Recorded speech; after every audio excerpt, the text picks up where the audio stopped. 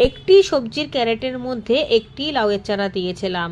খুব ভালোভাবে বেডটা বানিয়েছিলাম, তার ফলে লাউ গাছটি খুব সুন্দর চেহারা নিয়ে বেড়েছিল।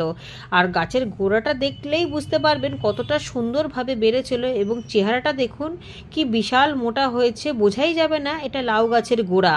চারিদিক দিয়ে শেকড়টা ছড়ানোর জায়গা পেয়েছিল, সেই জন্যই ডাল ধরে টানলেই মাটি সমেত উঠে আসছিল। লতানো গাছের শেকড় যত সুন্দরভাবে চারিপাশ দিয়ে ছড়াতে পারবে ততই সুন্দর ফলনটা পাওয়া যাবে।